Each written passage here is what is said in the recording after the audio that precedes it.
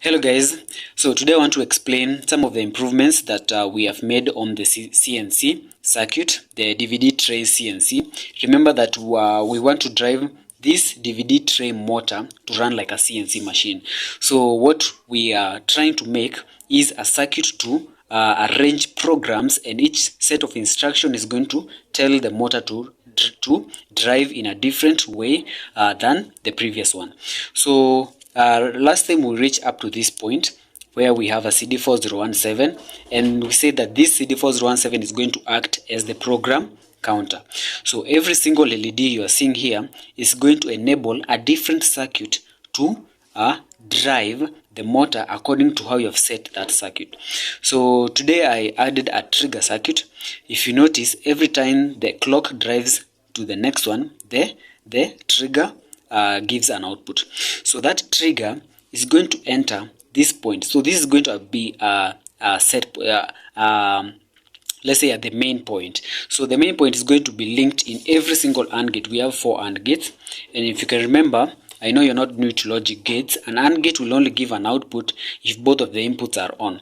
So the trigger, yes, is linked to every AND gate, but once it's set to be high, it's not going to turn all of them. It's going to turn a specific one because that specific one is high from the CD4017. So right now you can see it's in number 4, 1, 2, 3, 4.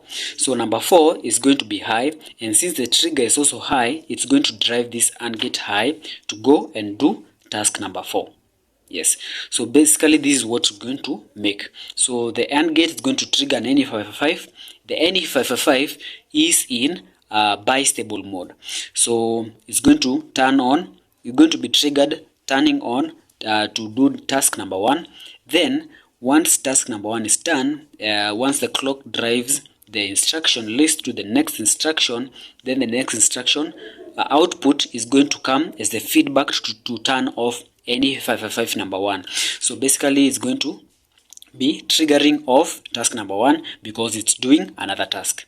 So that's how we have linked all these tasks, and they are going to go on like that.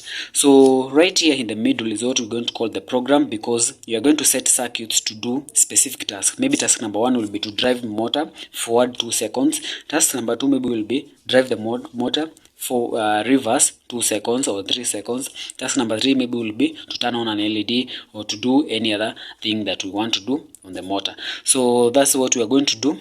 Yeah, so basically I hope you have understood what we are trying to make.